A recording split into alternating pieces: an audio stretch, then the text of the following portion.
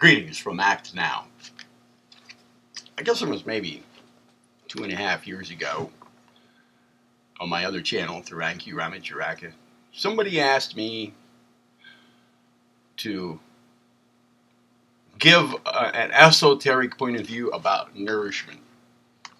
And I ended up creating a playlist having to do with food and nourishment, exoteric and esoteric points of view. And there's something I want to add now. It just occurred to me. When it comes to food preparations, recipes, tastes, appetites, and hunger,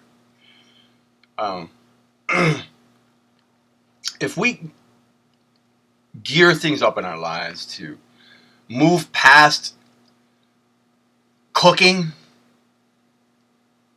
buying food and preparing food in accordance with our tastes and appetites, if we get past that simply by eating in accordance with our hunger, this can take some practice, but you get to a certain point and you don't really have to worry about recipes anymore. I don't think in terms of recipes. I don't, and I think it's, myself, I think it's a little strange, the whole idea of recipes. By now, I just think that's kind of strange. And when I think of a restaurant that has a menu, well, yeah, how else are you going to know what to order? At least that's what a person might think. If you don't have specific dishes, preparations with names that are either recognizable because they're somewhat universal in the culture, or that a restaurant's chef has contrived on his own, if he's daring to come up with a new recipe all by himself and create one that's unique to that restaurant, like their signature dish. Whoa. A person has to be really good to do that, huh? Yeah, well, I say baloney. That's all. All that kind of thinking is brainwashing. Consciousness hijacking. Social institutions, socialization, consciousness hijacking from long back in our lives. Being taught that you have to cook in accordance with recipes, you have to have specific dishes, restaurants have to have specific whatevers. Yeah. Look, I just made a meal for myself. I don't think in terms of recipes. When I start out to make a meal, I don't even think about what I'm going to prepare. I don't have a specific appetite. You know, I'm going to make a burger. I gotta have a burger. Or, a boige. Cheeboige. Or, boy, I could sure go for a Caesar salad. I want Caesar salad. No, I don't think like that. I don't think, boy, I could sure use that seafood Neptune, or whatever, no. Or that, whatever. Cheese ravioli scrignoli. I'll have that. Whatever that is. Do you make cheese ravioli scrignoli with American cheese or cheddar? I forget. Which is it? I've got to know which one it is, because I love that dish. I just can't remember the recipe. Maybe my Aunt Doris knows it. I should call her up, because I could sure eat some of that right now. I'm hungry for that. I don't think that way. And I'm encouraging you, if you're truly interested in actual nourishment, eating in accordance with the way it's meant to be, before all the social programming about food, then pay attention here. Here's what I did just now. Here's an example. My refrigerator now, you see, is full. Packed packed full of vegetables and fruits. It is. It is. I mean, I have a bowl full of wheatgrass clippings in there. I grow wheatgrass in my windowsill. When it gets to be about that high, I trim it down to about that high, and I put it in a bowl. I grow wheatgrass, and then when I feel like it, I reach in there and I grab a handful and I chew on it and I swallow the juice and spit out the fiber. Fiber. I have that. What else do I have? I have ginger root in there, to throw into my vegetable juicer whenever I juice up carrots. I have about 5-pound bags of carrots in there for my juicer. I have a bag of fresh parsley for in my juicer. I have a shitload of celery that I really need to get to juicing, or cut it up and put it in a container of water to keep it fresh. I have cabbage, cauliflower, red beets in there, various different colors of squashes, zucchini, another kind of squash. I have that. I have onions. What more? Various different stalk colors of Swiss chard. I have the red, I have the orange, I have some yellow.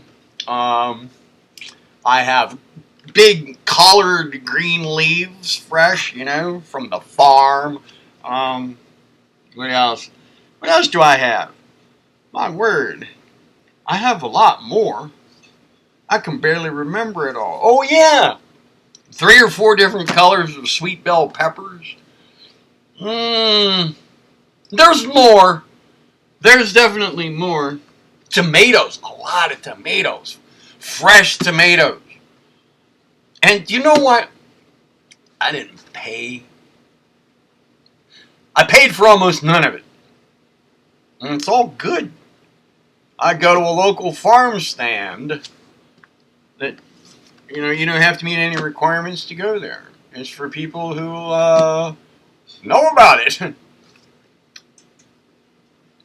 It's kind of like it's a branch of a local food bank that people have to qualify for to go to the food bank. But you can go to this farm stand and not really be qualified for the food bank. But you largely don't know about the farm stand unless you know about the food bank. But anybody can go to the food bank. You can go 3 times a week. Take as much as you want. When I go there, I only go once a week. In large watermelons, pumpkins, eggplant. I have these things too. Cantaloupe. What else? Spaghetti squash. I have a lot of stuff, man. I get like 50 to 60 pounds. Corn. Although all corn is definitely genetically modified. I don't know. A lot of this stuff is not much you can do about that unless you get it from a local farmer who's growing it organically. And a lot of this stuff at the farm stand, I think, is coming from local farmers, some of whom are growing their stuff with genetic modified foods. Food awareness. In other words, they are getting organic seeds that aren't genetically modified. And then some of their food is donated to this farm stand. Well, I get like 50 or 60 pounds of this stuff at no cost, and I can pick that much up 3 days a week if I want. I could get like 150, 160, 200 pounds of food. Fresh fruits and vegetables. Oh, yeah, well, then there are the fruits, too. Bananas, peaches, nectarines, what else? Plums. At no cost. All right, so my refrigerator's full, so I'm thinking, all right, I'm hungry. What am I going to put in here? I got a big 14-inch cast iron frying pan with a glass top lid. A glass lid. All right. First, I put in some first cold pressed extra virgin olive oil to lubricate it all. I put that in there. When that got hot, I cut up a lot of cauliflower and I stuck in there. And I kept going. What else did I throw in? Oh, man, after that, I can't remember it all. I was looking in the refrigerator and thinking, okay, what next? What next? What next? What is my body telling me? All right, I'm not thinking in terms of a recipe or I have a taste for this or a taste for that. I looked at the frying pan, I saw the cauliflower in there, and I thought, what next? Maybe at this point I thought, oh, what color would look nice on there? I don't know. Oh yeah, I got out one of those yellow squash. Not exactly a yellow summer squash, but it was more orange. Not sure exactly what it was. Some kind of, like a summery looking squash. But anyway, I got it out and I cut it into thin slices. Yeah, and I threw them on there. I was kind of standing back and tossing them like I'm at a like I'm at the local carnival, and I'm throwing like a ring toss, trying to get the little rings on bottles to win a prize, and I'm standing there tossing them in there, seeing if I can cover the cauliflower with these rings or these circles of squash. And then what did I do after that? I added something. Oh yeah, some eggplant. I cut that into kind of like little strips. I tossed them on there. Oh, and then I got out a red beet. I thought, that could use some red beet. Man, I'm gonna build something really cool here. This could turn out pretty good. I kept on going. When I got about halfway up, this frying pan is about that deep. When I got about half full, all the way across the whole 14 inches, at that point, I forget what I threw on there. Oh yeah, I got out tomatoes. I got out tomatoes. I picked 4 big tomatoes that needed to be eaten. By the way, one of them was still yellow. It wasn't green, it was yellow. It wasn't ripe at all. But it was starting to get a little soft. In other words, it was never going to ripen. Well, if you have an unripe tomato, a non-red tomato, you can cook it and it'll be fine. Like fried tomatoes, fried green tomatoes, except this was a yellow tomato. Well, I cut it into slices and I threw it on there. And then I got some red tomatoes that needed to be eaten. I threw them on there too. Now, they were making a lot of juice, okay? At that point, I put a heck of a lot of basil on top of those tomatoes. Dried basil. I put that on there because it just occurred to me, hey, I have basil, and basil is really nice with tomatoes, so I put that on there. And then I got out some masala, a combination of herbs, powdered herbs or spices, whatever, that I got at an Indian store or a South Asian Indian store, some kind of a masala combination or whatever that is, I put a bunch of that on there, and it immediately started to soak up a lot of the oil and the tomato juice. So now that flavor was going to soak all the way down through everything. What else did I stick on there? Oh, a little bit of sea salt right on there, everything, and a dash of cayenne pepper. Then here's what I did. I put the lid on for a little while, just a little while, until it started to look like it was glowing. And I took the lid back off. I threw on 4 pieces of cheese. Now, I don't go with cheese too much, but in this case I did. Just slices, 4 slices. I thought, man, that's going to add some flavor a little bit. And I'll go with some cheese for a change. Although cheese does hide a lot of radioactive particles. Which is it? Strontium? Collects in cow's milk? I forget which one it is. Strontium, perhaps? Anyway. I put in some of that. Some cheese. And then I put in some other things. I can't remember it all, folks. Can't remember it all. But I topped it off with leaves of collard. Big, look like elephant ears on there, right? And then Swiss chard. Swiss chard, big, bright, red-veined, brilliant green leaves on top. Now this thing, like I said, my frying pan is about that deep. And it was heaped up, this food was heaped up over that so that my globe, convex, anyway, shaped glass lid just covered the whole thing.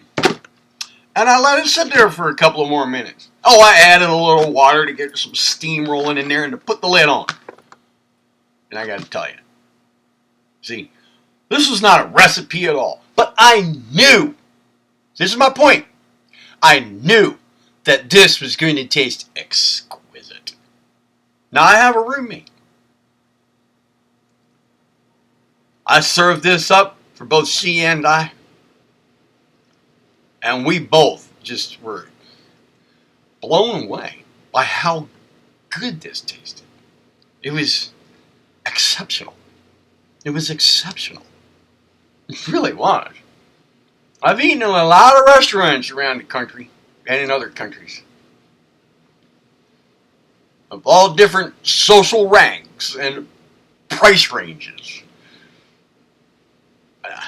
I'll tell you the truth, and the same with my roommate. We both agreed that it would be pretty hard to find a dish anywhere being served up at a rather high price, any price, that would taste better than this. It was just exquisite. And yet, it was just all contrived on the spot from what was available. That had cost nothing, except for the olive oil. Even the cheese had come for free. All right?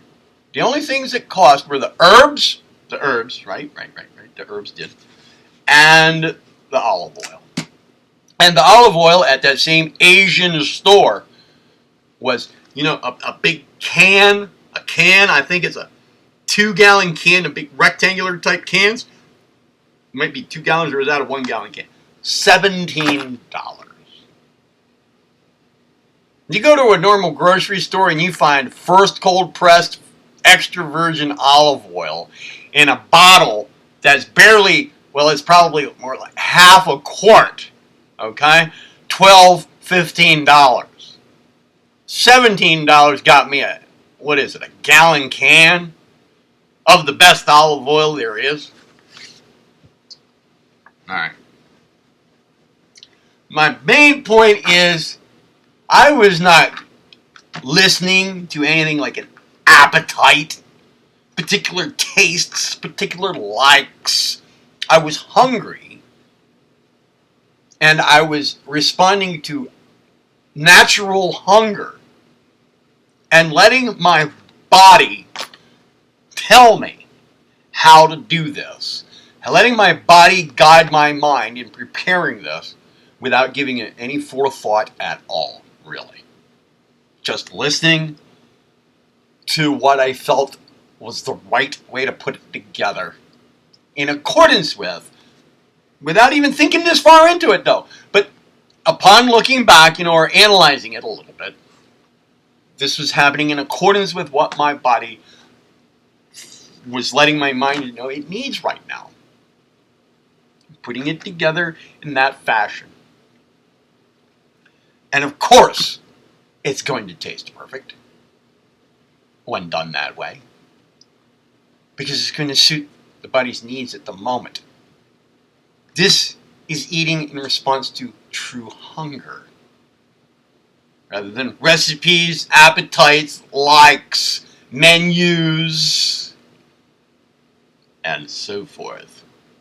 All of which boil down to, whether or not you agree, I don't care, boils down to consciousness hijacking via social programming about food. I'm not talking about that. I'm talking about response to actual hunger. Such that if one were to go to a restaurant and our culture were focused when it comes to food and nourishment, our culture still maintain allegiance to natural hunger, a restaurant would then put together,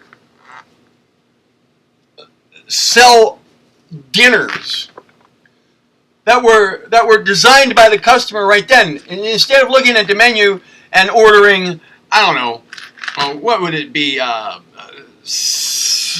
Pasta Alfredo or seafood Neptune or Caesar salad or whatever. No, the menu would tell you what foods they have. See, hamburger is not a food. Caesar salad is not a food. Lettuce, romaine lettuce is a food. A peach is a food. A collard green is a food. A red beet is a food. All right? But you start putting them together in combinations and giving those combinations a name. That name does not refer to a food. It refers to a recipe, let's say, that appeals to certain people's appetites for recipes rather than food. So a restaurant, in this way of thinking that I'm getting at here, would list what foods they have. And then allow you to pick and choose, from what your body is telling you appeals to it most right now. In accordance with hunger. And you would give the instruction on how you would like this to be prepared for you and what combinations. And, of course, nothing too complex. Just kind of keep it simple. And then, they would come up with a price and you would say, okay, that sounds good. Yep. It's worth that to me. Yep. And then out it would come.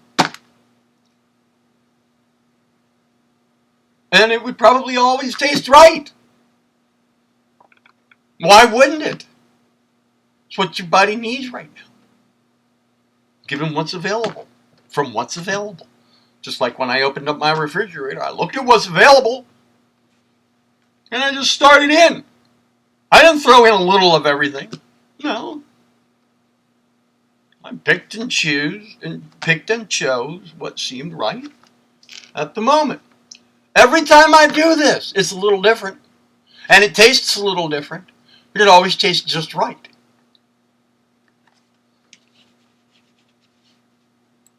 So there. Be well from Act Now. Have a good day.